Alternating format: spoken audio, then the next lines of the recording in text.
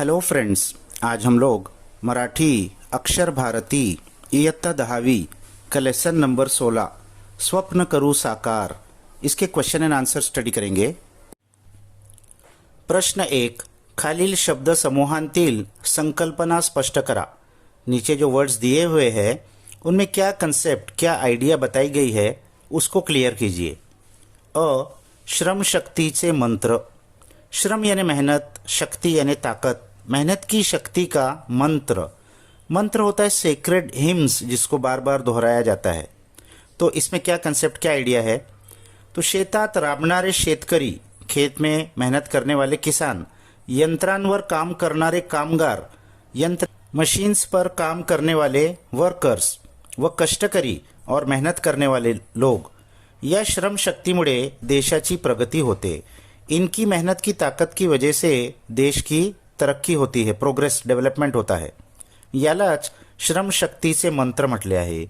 इसी को श्रम शक्ति का मंत्र कहा गया है। आ, हस्त शुभंकर। हस्त यानी हाथ और शुभंकर होता है ऑस्पिशियस या लकी। तो लकी, ऑस्पिशियस हाथ, इसका क्या मीनिंग है? हस्त म्हणजे हात, हे कर्तृत्वाचे प्रतीक आहे। तो हस्त का मतलब तो हाथ होता है जो कि कर्तृत्व का यानी मेहनत करने का, काम करने का एक सिंबल है। हजारों हाथ हातात गुंफले कि कार्य सहजतेने पार पाडले जाते। अगर हजारों हाथ एक साथ में मिल जाए तो कोई भी काम आसानी से हो सकता है। एकता में ताकत होती है। शुभंकर म्हणजे पवित्र, और शुभंकर वर्ड का मीनिंग होता है पवित्र, प्योर। देश कार्य करण्यासाठी पवित्र मंगलमय हातांची गरज आहे। तो देश के काम करने के लिए पवित्र, प्योर और मंगलमय, लकी, ऑस्पिशियस हाथों की जरूरत है।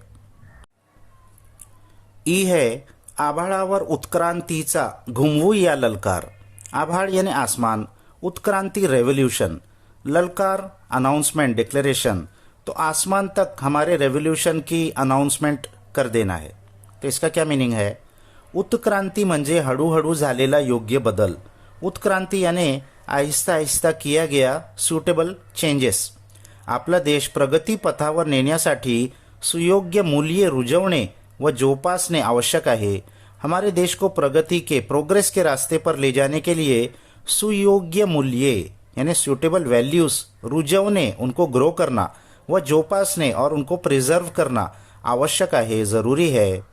मूल्यात्मक बदलाचा बुलंद घोष, मूल्यात्मक बदलांचा, मूल्यात्मक जो वैल्यूज है, मॉरल्स है, उनके अंदर जो चेंज होंगे उसका बुलंद घोष, उसका लाउड अनाउंसमेंट आभाळापर्यंत जाऊ दिए, आसमान तक जाने दीजिए, असे कवींना म्हणायचे आहे, ऐसा कवि कहना चाहते हैं।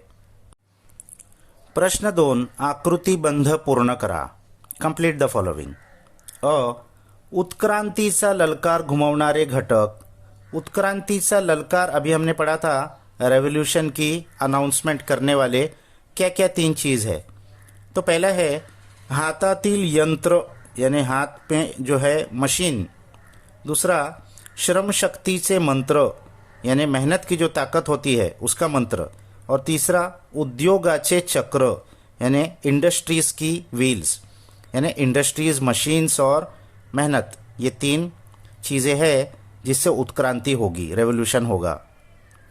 आ, देशाचे भविष्य उज्ज्वल करण्यासाठी आवश्यक गोष्टी। देश का भविष्य रोशन करने के लिए किन चीज़ों की ज़रूरत है? तो पहला श्रम शक्ति, मेहनत की ताकत। दूसरा शुभंकर हाथ यानी ऑस्पिशियस, लकी हैंड्स। तीसरा जगाच्या वैभवाची जपणूक, इस वर्ल्ड का जो वैभव, जो ग्लोरी है, उसको प्रिजर्व करना। और चौथा एकजुट यानी यूनिटी। प्रश्न 3, काव्य सौंदर्य। अ, खालील काव्य पंक्तींचे रस ग्रहण करा। या देशाच्या मातीवरती अमुचा रे अधिकार, नव्या पिढीचे, नव्या युगाचे स्वप्न करू साकार। तो इन 2 लाइन्स का रस ग्रहण करना है। तो रस ग्रहण में 3 चीज़ होती है, आशय सौंदर्य, काव्य सौंदर्य और भाषिक वैशिष्ट्य। तो उत्तर आशय सौंदर्य। प्रसिद्ध मराठी कवी किशोर पाठक यांची स्वप्न करू साकार या कवितेतील हे ध्रुपद आहे। तो आशय सौंदर्य, उसका थोड़ा बैकग्राउंड बताना है। तो प्रसिद्ध मराठी के जो कवि है किशोर पाठक, इनकी ये कविता है स्वप्न करू साकार। इसमें की ये पंक्तियां हैं, या देशभक्ती पर गीतात देशाची कृषी संस्कृती।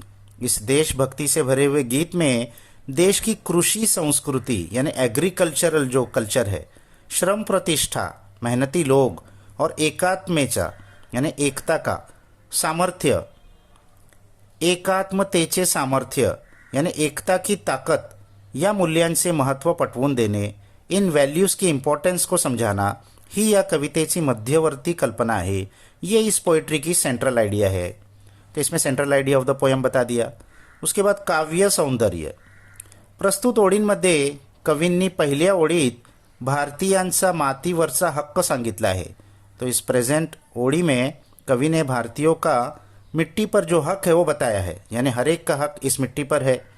तर दुसऱ्या ओळीत नव्या पिढीचे व नव्या युगाचे स्वप्न साकार करणे या कर्तव्याची जाणीव करून दिली आहे।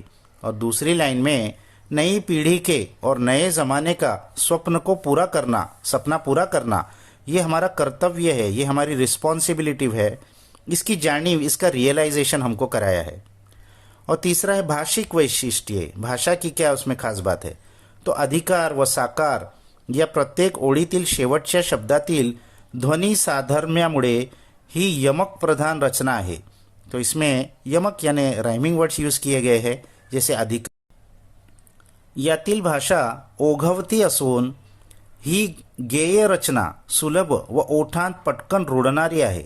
इसकी जो भाषा है ये ओघवती यानी फ्लोइंग है, और इसका जो वर्ड्स है वो सुलभ आसान है और हमारे होठों पर फ़ौरन वो चढ़ जाए ऐसे है। इजी लैंग्वेज है, फ़ौरन हमारी ज़बान पे आ जाते हैं। मोठा विचार सोपेपणाने सांगण्याची आवाहकता कवितेला सौंदर्य प्राप्त करून देते। बहुत बड़ा विचार बहुत आसानी से बता दिया गया है, तो इसीलिए इस कविता में बहुत ज़्यादा सौंदर्य, ब्यूटी पैदा हो गई है। खालील पंक्तींमधून सूचित होणारा अर्थ लिहा। ये जो 2 लाइन्स है इनमें क्या अर्थ कवि बताना चाहते हैं। घराघरांतून जन्म घेतसे तेज नवा अवतार, शेतामधून पिकवू मोती धन हे अपरंपार। तो तर नव्या पिढीचे व नव्या युगाचे स्वप्न साकार करण्यासाठी काय नेमके करावे हे सांगताना कवि म्हणतात, तो नई पीढ़ी का और नए युग के सपने को पूरा करने के लिए नेमका यानी एग्जैक्टली क्या करना चाहिए, ये कहते हुए कवि कहते हैं, आपण सर्व अनेक धर्मपंथाचे असंख्य लोक असलो तरी आपली एकजूट महत्त्वाची आहे। तो भारत के बारे में आपने तो पढ़ा ही होगा, यूनिटी इन डाइवर्सिटी। तो हम सब अलग अलग धर्म के और अलग अलग संप्रदाय के लोग हैं, फिर भी हमारे अंदर एकजूट होना, एकता होना बहुत इम्पॉर्टंट है। आपल्या मन गटातील ताकद एकच आहेत, हमारी जो सोचने की ताकत है वो एक ही है। घराघरांतून जन्मलेले प्रत्येक बालक म्हणजे तेजाचा नवीन अवतार आहे। हर घर में जन्म लेने वाला नया बच्चा वो तेज का, रोशनी का एक नया अवतार है। त्याच्या स्वागतासाठी एकजुटीच्या शक्तीची नौबत झडते आहे। उसके स्वागत करने के लिए एकजुटी के ताकत का डंका बज रहा है, ड्रम बज रहा है। मातृभूमीवर आपला अधिकार आहे असे सांगताना कवि पुढे म्हणतात, इस मिट्टी पर हमारा हक है। ये कहते हुए कवि आगे कहते हैं कि आपली माती आपल्याला पोसते, हमारी मिट्टी हमारा पालन पोषण करती है। कृषी संस्कृती अबाधित राहण्यासाठी शेतामध्ये राबणाऱ्या शेतकऱ्यांची श्रम प्रतिष्ठा राखली पाहिजे। तो ये जो एग्रीकल्चरल हमारी सोसाइटी है ये ऐसे ही कायम रहे, इसके लिए हमको खेत में जो मेहनत करने वाले किसान हैं इनकी श्रम प्रतिष्ठा को हमको वैल्यू देना पड़ेगा। शेतामधून मोत्यांसारखे येणारे पीक हीच आपली धनदौलत आहे। खेतों में से मोती के जैसे आने वाली फसल यही हमारी असल धन दौलत है। ती अमाप होण्यासाठी कष्टकर्यांना हातभार लावणे हे आपले कर्तव्य आहे। उसकी क्वांटिटी बढ़ने के लिए किसानों को हम हाथभार लावणे यानी हम उनको मदद करें, ये हमारा कर्तव्य, हमारी रिस्पॉन्सिबिलिटी है। नव्या युगाचे व नवीन पिढीचे स्वप्न यातूनच साकार होईल। तो नए युग का और नई पीढ़ी का सपना इसी में से पूरा होगा। या कवितेत कवीने बघितलेले स्वप्न तुमच्या शब्दांत लिहा। इस कविता ने इस कविता में कवि ने क्या सपना देखा है उसको अपने वर्ड्स में लिखिए। उत्तर, नवीन पिढीचे व नवीन युगाचे स्वप्न कसे साकार करायचे याचे मार्गदर्शन करताना कवि म्हणतात, तो नई पीढ़ी के और नए युग के ज़माने के सपने को कैसा पूरा करना चाहिए इसके बारे में गाइडेंस देते हुए कवि कहते हैं, आपली मातृभूमी आपल्याला अत्यंत प्रिय आहे। हमारी मातृभूमि हमको बहुत प्रिय है। या मातीवर आपला अधिकार आहे। इस मिट्टी पर हमारा हक है। त्यामुळे मातीचे मन आणि तन प्रसन्न राखण्यासाठी शेतामधून मोती पिकवायला हवेत। तो इसीलिए मिट्टी का मन और तन भी खुश रखने के लिए हमको खेतों में से अनाज उगाना है। आपले हेज अपरंपार धन आहे। हमारा यही असल धन दौलत है। कृषि संस्कृति जपने व संवर्धन करने हे आपले कर्तव्य आहे। हमारे देश की जो एग्रीकल्चरल सोसाइटी है इसको जपना और इसका संवर्धन करना, कंजर्व करना, ये हमारा रिस्पॉन्सिबिलिटी है। उद्योग धंदे निर्माण करण्यासाठी श्रमशक्तीच्या मंत्राने यंत्र चालवायला हवीत और इसके साथ साथ नए पीढ़ी में जाने के लिए इंडस्ट्रीज लगानी होगी। उसके लिए श्रम शक्ति, मेहनत की ताकत से हमको मशीन्स भी चलानी होगी आणि आभाळात उत्क्रांतीची ललकारी घुमवायला हवी और आसमान तक इस रेवोल्यूशन का डिक्लेरेशन हमको पहुंचा देना है। हजारों हाथांचे एक मनगट करून एकतेची नौबत झड़ायला हवी। इसके साथ साथ हमको एकता भी रखनी है। हजारों हाथ मिलकर काम कर रहे हैं, ऐसा हमको एकते का विक्ट्री सेलिब्रेशन करना चाहिए। घराघरांतून जन्म घेणाऱ्या तेजाच्या अवताराला ही एकजूट बघायला मिळायला हवी। तो हर घर में जो बच्चा जन्म ले रहा है वो एक नए तेज का, एक नई रोशनी का अवतार है और उसको हम एकता देना चाहिए। जगातील वैभव जपण्यासाठी पवित्र हातांचे योगदान द्यायला हवे। इस पूरे विश्व का वैभव, ग्लोरी को जपने के लिए, कंजर्व करने के लिए पवित्र हाथ का योगदान देना है। यानी पवित्र हाथ, शुभंकर हाथ जैसा आया था, उसका हमको योगदान देना है। या सर्व गोष्टींमुळे आपल्या देशाचे भविष्य उज्जवल होईल। इन सारी चीज़ों के बाद हमारे देश का भविष्य उज्जवल हो जाएगा, रोशन हो जाएगा। कृषी प्रधानता, श्रम प्रतिष्ठा, राष्ट्रीय एकात्मता या मूल्यांची शिकवण देऊन कवि उदयाचे स्वप्न साकार करीत आहेत। तो कृषि प्रधानता, एग्रीकल्चर पे ध्यान देना है, श्रम प्रतिष्ठा, मेहनत करना है और राष्ट्रीय एकात्मता, नेशनल यूनिटी कायम रखनी है। ये वैल्यूज़ की टीचिंग देकर लेखक कल का सपना पूरा कर रहे हैं। कवितेत व्यक्त झालेला एकात्मतेचा विचार स्पष्ट करा। इस कविते में जो यूनिटी की आइडिया आई है उसको क्लियर कीजिए। उत्तर, स्वप्न करू साकार या कवितेमध्ये कवींनी नव्या युगाचे स्वप्न साकार करण्यासाठी कोणती मूल्ये नवीन पिढीने जपायला हवीत यांचे योग्य मार्गदर्शन केले आहे। तो स्वप्न करू साकार इस कविता में कवि ने नए ज़माने के सपने को कैसा पूरा करना है, उसके लिए कौन सी मूल्य, वैल्यूज़, मॉरल्स नई पीढ़ी को अपने अंदर डेवलप करनी पड़ेगी, इसका बहुत अच्छा गाइडेंस किया है।